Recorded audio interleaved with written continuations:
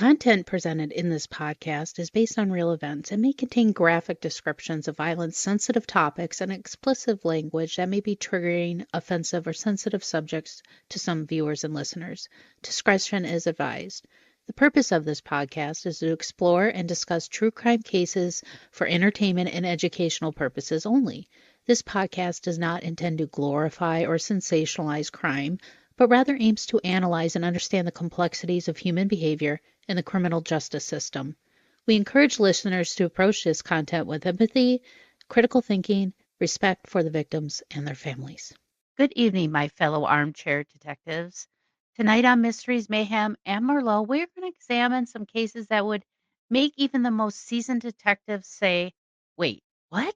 I'd like to invite you to join me on a journey through a couple tales steeped in mystery, intrigue, and the unexplainable. Pour your glass of your favorite wine or something a little stronger and settle in because these stories will leave you questioning everything you thought you knew. It's time to start the show. Let's hit it.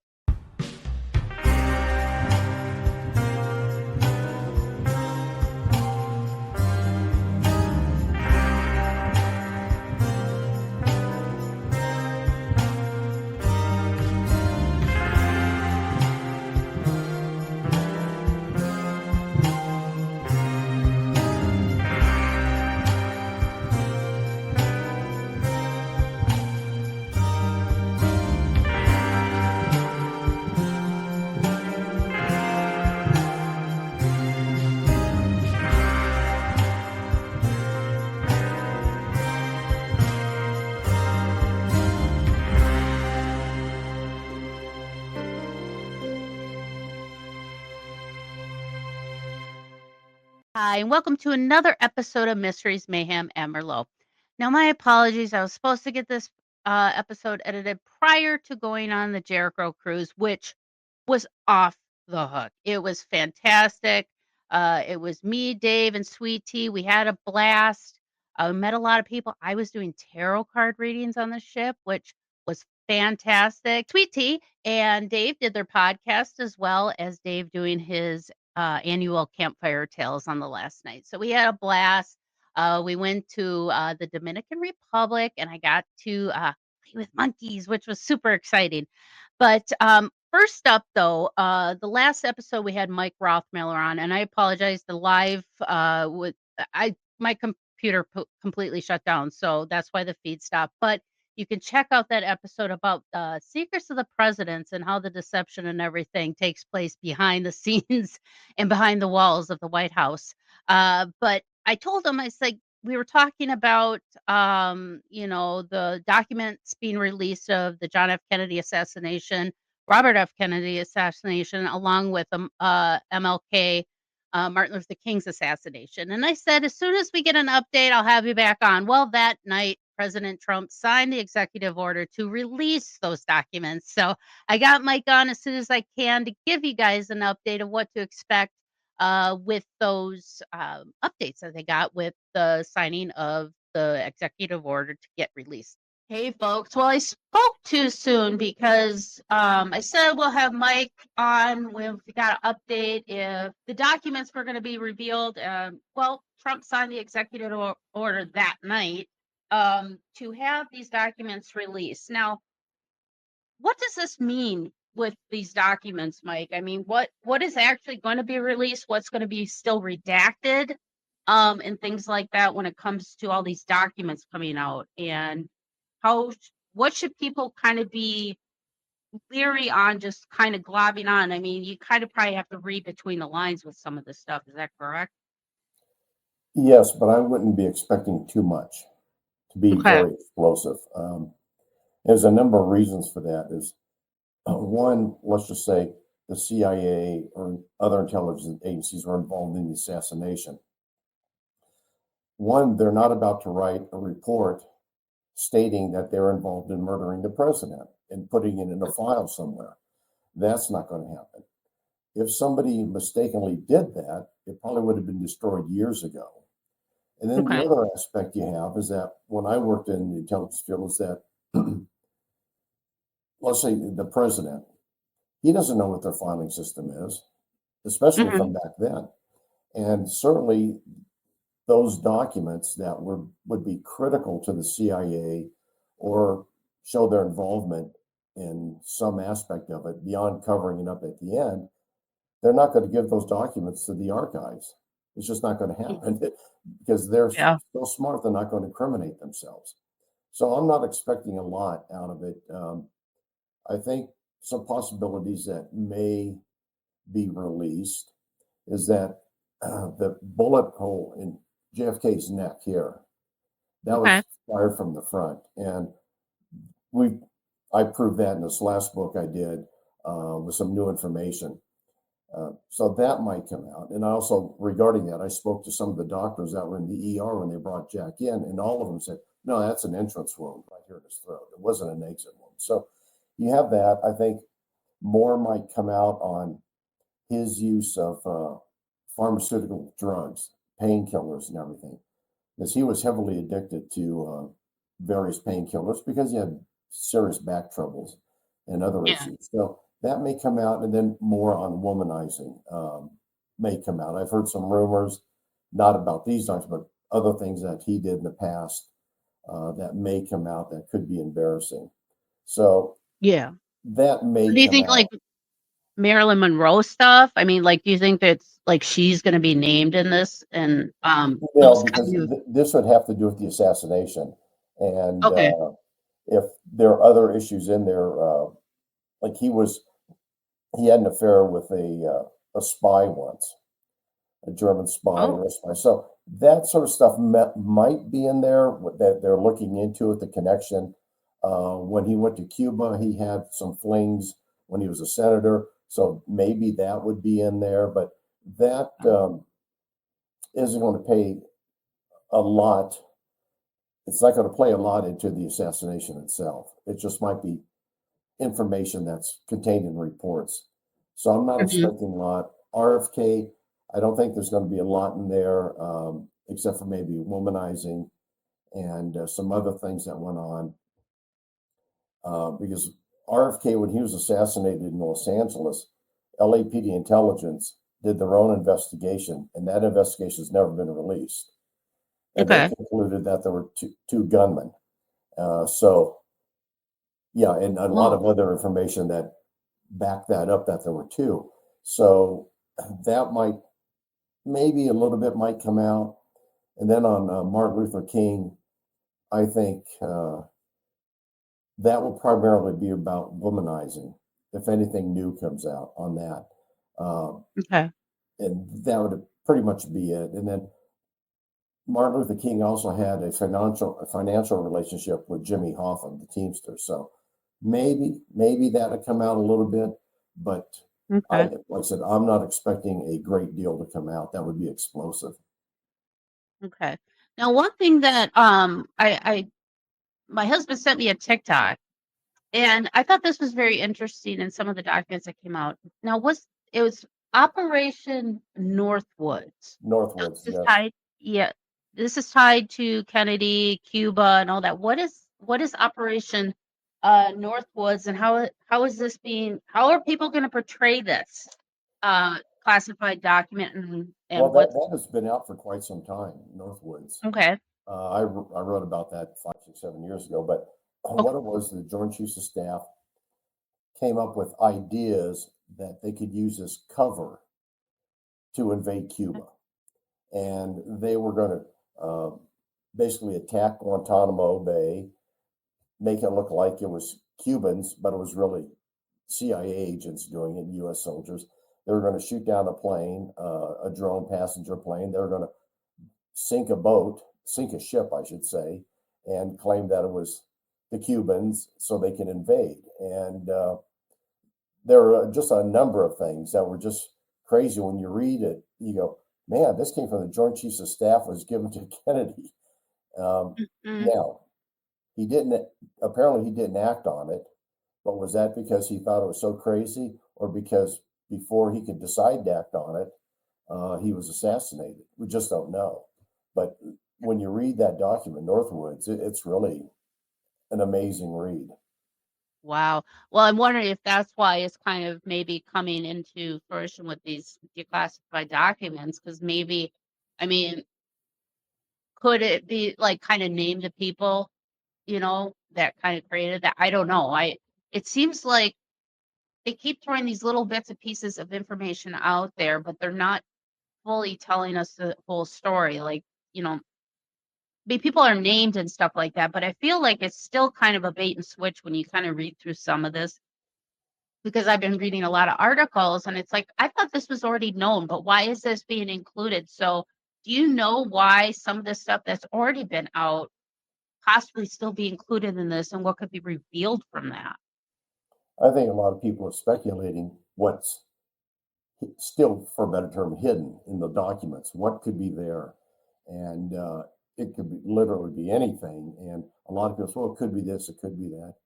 Yeah, I mean, that may be in there, but the whole point is that those documents have been out for years, Hmm. Northwoods and some other ones along that line.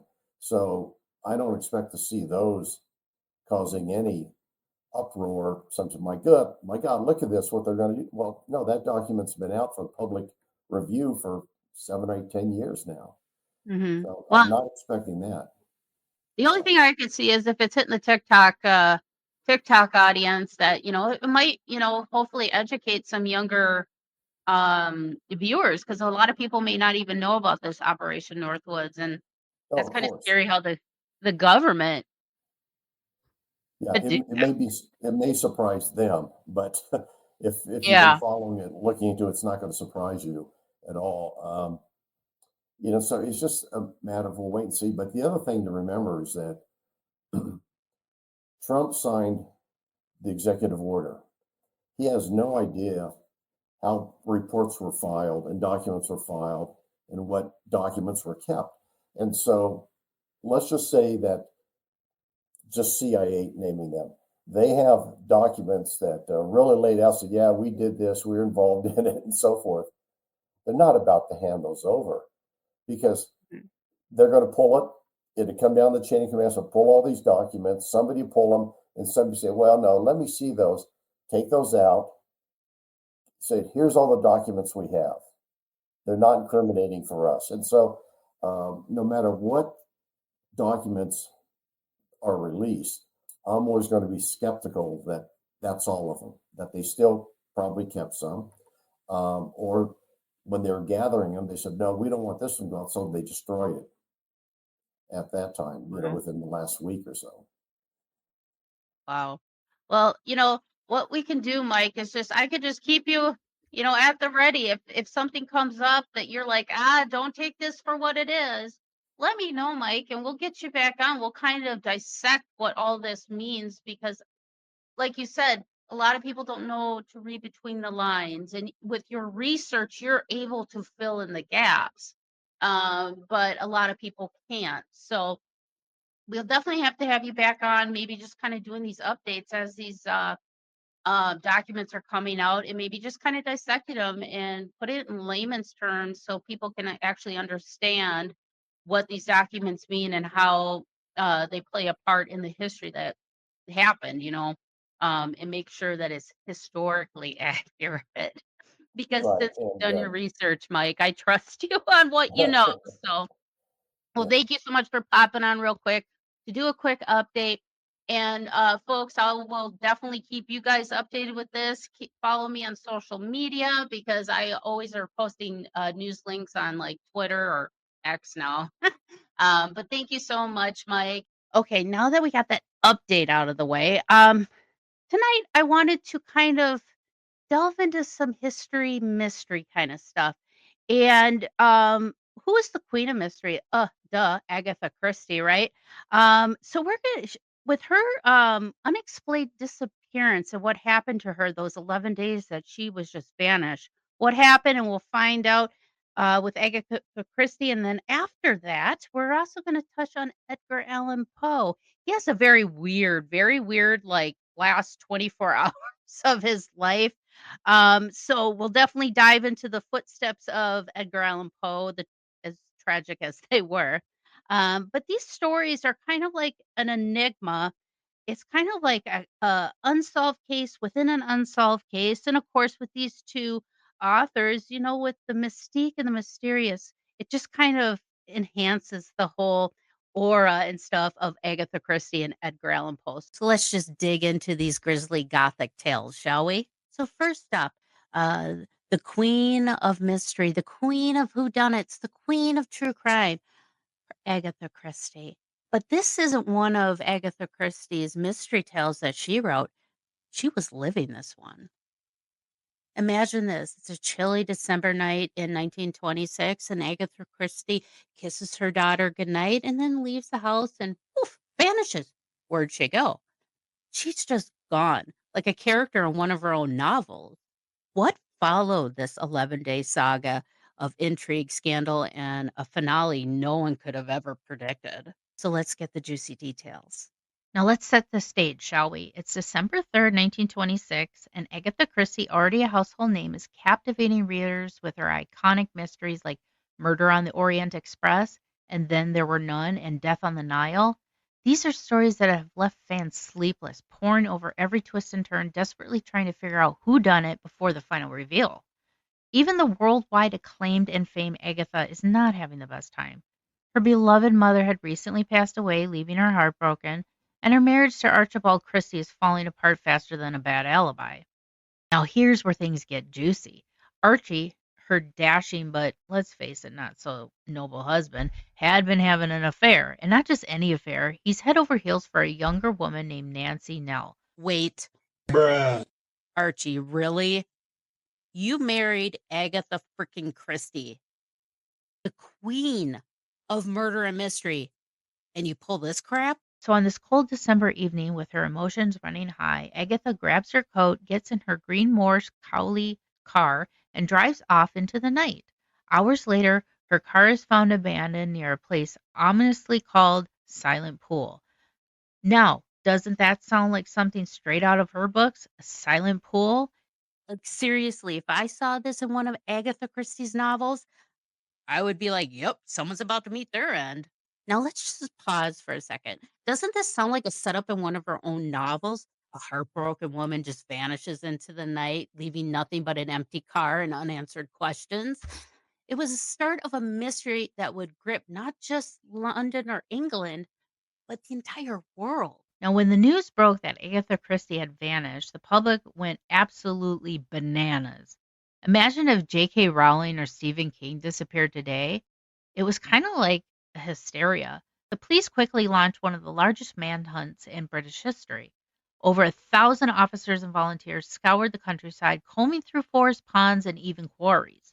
They brought in trained bloodhounds to pick up their scent and sent divers to search the depths of the silent pool, fearing the worst. Even notable literary figures got involved. Sir Arthur Conan Doyle, the brilliant man behind Sherlock Holmes, decided to take a crack at the case.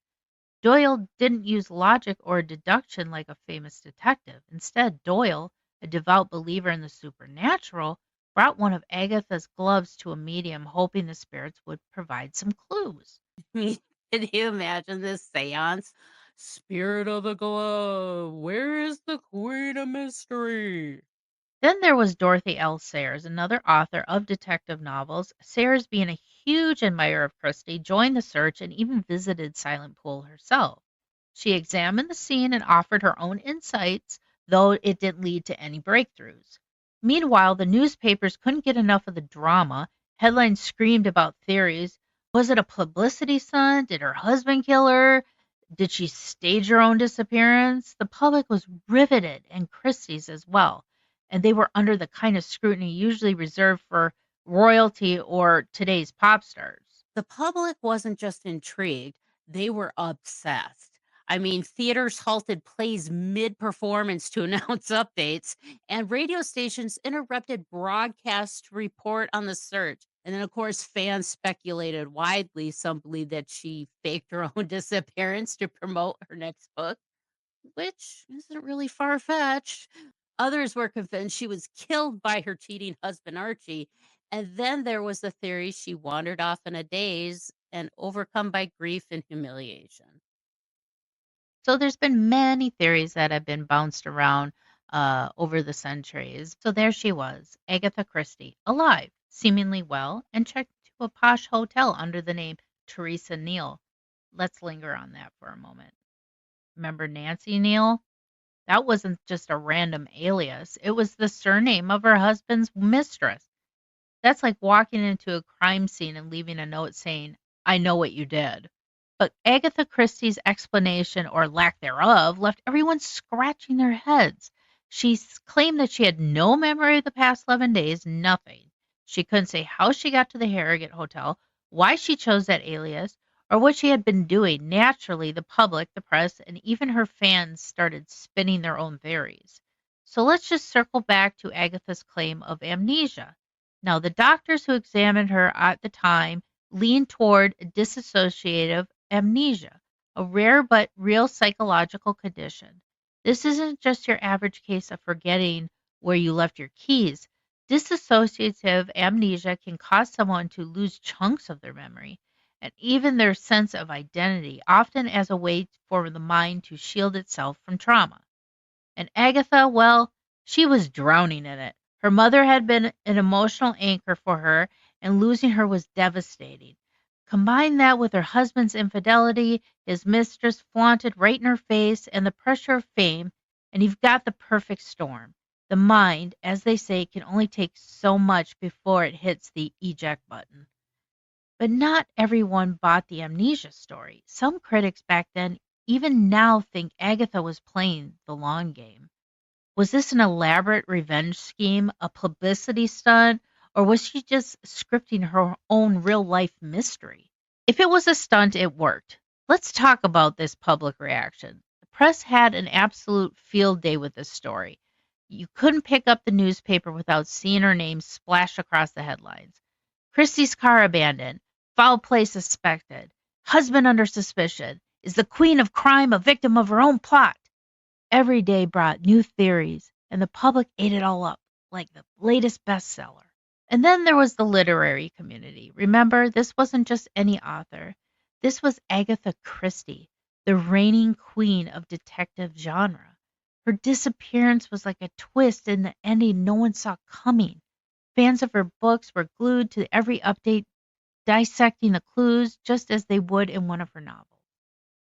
Some even wrote letters to the police offering their own theories about what might have happened to her and who could be responsible. It was like a massive real world murder mystery party, and everyone wanted to play detective. But let's not forget the skeptics in her own time. Archie's friend and allies were quick to label the whole thing as a calculated move to humiliate him. And let's be honest, if Agatha was trying to stick it to Archie, she succeeded spectacularly. For 11 days, she lived under a shadow of suspicion. Still, some believe that there was a darker layer to this story. What if Agatha's disappearance wasn't entirely her own doing? Now, there were whispers that she might have been fleeing from something or someone. Could it have been a stalker, a blackmailer, someone who knew just enough to make her fear for her safety? It's a theory that has been floated around for years, though there's little evidence to support it. Now, there have been the escapism theory. Let's face it, sometimes a girl just needs to escape. Imagine Agatha sitting in the Harrogate spa, sipping tea, getting pampered, and for once not worrying about Archie, deadlines, and relentless churn of fame. Perhaps those 11 days were her way of hitting pause on life and had become too chaotic and too overwhelming. But here's what makes this story so deliciously Agatha. She never gave up her answers, not a single one. Even in her autobiography written decades later, she skipped over the whole disappearance entirely. No reflection, no explanation, just no polite. It's as if she wanted the murder mystery to remain unsolved, like an enigma for us to puzzle over forever. And really, isn't this the perfect ending? Agatha Christie was the master of twists and turns and red herrings and clever reveals. The best mystery are the ones that linger, the ones that leave you questioning, that refuse to be neatly tied up in a bow. So was it trauma, revenge, escape, or pure genius? Whatever the truth, one thing's for sure. Agatha Christie didn't just write mysteries. She was one. Now, after what you've heard, I'd have to ask you, could you think this disappearance could have been the ultimate act of control in a life that was just spiraling out of her hands? I mean, her husband was leaving her, her life was in tatters. And for those 11 days, Agatha became one holding all the cards. She was no longer just the queen of mystery, she was the mystery. Now, the fallout, however, wasn't as glamorous as everybody would have hoped for. Archie and Agatha did divorce, and of course, he married Nancy Neal, that hussy, the mistress whose name will forever be tied to this scandal. But Agatha, she thrived. She went on to marry archaeologist Max Malawan and spent much of her later life traveling, writing, and creating more of the mysteries we love today. Thank you, Agatha. A new year is here, and with Valentine's Day just around the corner, it's the perfect time to look ahead. Whether you're thinking about love, a new career path, a move, or even an investment, wouldn't it be amazing to know what messages the universe or the other side have in store for you? Well, that's where Love and Lotus Tarot with Winnie Schrader comes in. Winnie's intuitive readings can help you gain the clarity and guidance you need to carve out a new path. Life is hard enough, my friends. Why not let the cards light the way? Readings are available by phone or live video stream, so you can connect with Winnie wherever you are. And right now, we've got a deal just for you. All readings just 20% off. Use code LOVELOTUS2030 for a 30-minute session. Use code LOVELOTUS2060 for a 60-minute session, and you will save 20% off. Use the code words at checkout to receive that discount. You can book between now and March 1st, 2025 to get the special discount. Don't wait. Visit paranormal60.com. Click on the Love and Lotus tab to book your session today. Discover what the cards have to say and step into your best year yet with Love and Lotus Tarot with Winnie Schrader. Now, last but not least, we are stepping into the shadows of the literary history into the strange and tragic final days of Edgar Allan Poe. Now, Poe was no stranger to darkness. He practically lived there. Now, this man is the one who gave us The Raven, The Telltale Heart, and The Fall of the House of Usher. And his stories are dripping with death, despair, and a touch of madness. But as haunting as his works were, what about his death? This is more unsettling, if you ask me. Now imagine this. Poe is found delirious, laying in a gutter outside of a tavern. He's wearing somebody else's clothes, which are shabby and ill fitting, and nothing like the dapper attire we're used to seeing Poe in. And just 4 days later, he was dead, leaving behind a mystery that puzzled his fans and historians for over 170 years. Was it an illness or foul play? Or maybe even something a little stranger? Now let's rewind the clock to September 27th, 1849. Edgar Allan Poe was in Richmond, Virginia, and for once, things seemed to be looking up for him. I know. When you think of Poe, you picture a brooding, haunted man writing about death and despair by candlelight. And yes, that's part of the package. But at this moment, Poe was turning a corner. He reconnected with Sarah Elmira Royster, his childhood sweetheart, and the two had been engaged in their youth, but fate and her father kept them apart. Now, decades later, they were back together, and the word on the street was that they were planning to marry. Poe, the eternal tragic figure, finally had a shot at happiness. He was also healthier than people had seen him in years.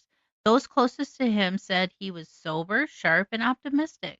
He had been traveling, giving lectures, and trying to secure funding for his own literary magazine, The Stylus. He was, dare I say it, thriving. On September 27th, he boarded a steamboat bound for Baltimore. From there, he planned to take a quick train to Philadelphia to edit a manuscript for a fellow writer. It was supposed to be just a quick, straightforward trip, just another stop on his itinerary. But this was Poe we're talking about. And if there's one thing we know about his life, it's that nothing was ever without a plot twist. When Poe arrived in Baltimore, he seemed to vanish. Poof! Just gone, like one of his shadowy figures in a story. For 5 days, there were no letters, no sightings, no explanation. What was he doing during this time?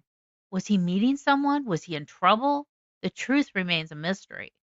Then on October 3rd, everything changed. A man named Joseph Walker, a printer, found Poe outside Ryan's Tavern, also known as Gunner's Hall in Baltimore. He was slumped on the ground, barely conscious, and clearly in distress.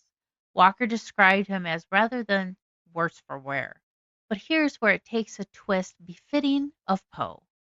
Poe was wearing clothes that didn't belong to him. They were ill-fitting, shabby, and completely unlike the neat, elegant attire he was known for. It was almost as if he had been dressed by someone else. Walker, not knowing what else to do, wrote to one of Poe's acquaintances, Dr. Joseph Snodgrass. His note was short but urgent. Dear sir, this is a gentleman, rather than worse for wear, at Ryan's Tavern, who appears to have great distress and says he is acquainted with you. Walker had no idea he was describing one of the most famous literary minds of the century. Poe was taken to Washington College Hospital, where things went bad to worse. Imagine being Snodgrass and receiving that note. A man you know, a man of Poe's fame and talent, is found in such a state. You expect some explanation, but Snodgrass arrived at the tavern. Poe was in no condition to give one. He was taken to Washington College Hospital, where his condition only worsened. For 4 days, Poe drifted in and out of consciousness. He was feverish, delirious, and unable to explain what happened to him. At one point, he kept calling out for someone named Reynolds. Who is Reynolds? A friend? An enemy? Someone he had met those missing 5 days? We'll never know, because on October 7th, 1849, Edgar Allan Poe uttered his final words, Lord, may you help my poor soul. And that was that. Poe's life ended as mysteriously as one of his stories. Okay, now there was no autopsy that was performed, and this was 1849. And after all, the official cause of death was listed as brain inflammation, which is just a fancy way of saying we don't know. Now let's talk theories, boy, because there are plenty. First up, we've got cooping. Never heard of it?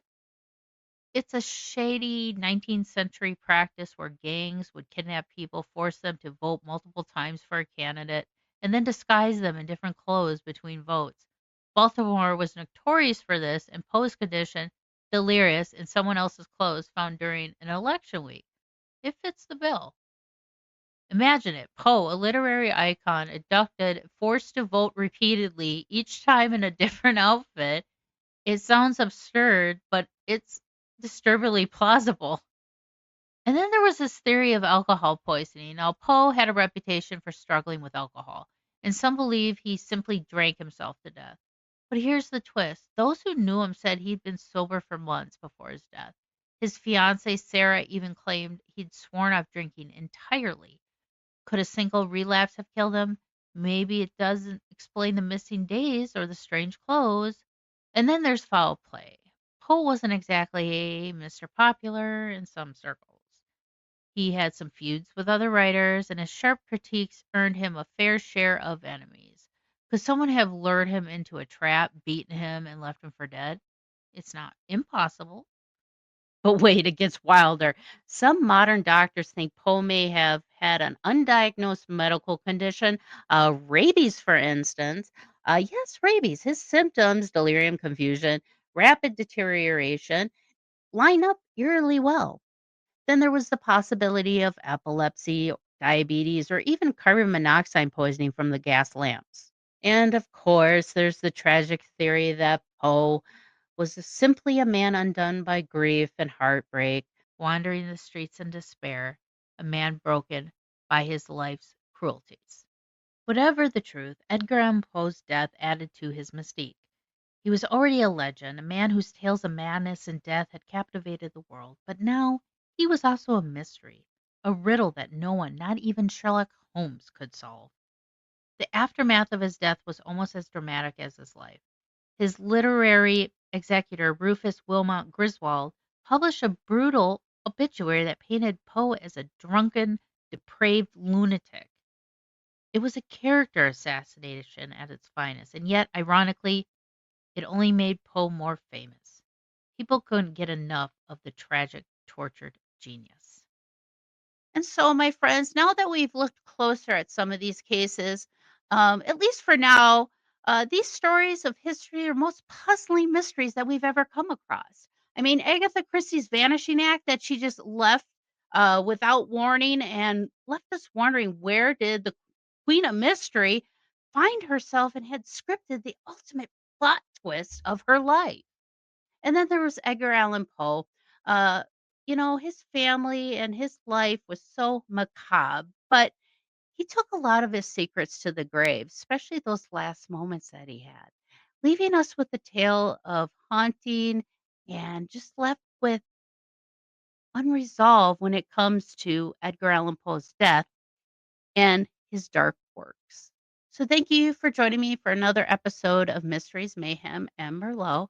And I hope to see you all next week. Thank you for joining me for another episode of Mysteries, Mayhem, and Merlot. And until our next case, my armchair detectives, stay safe, stay vigilant, and stay aware.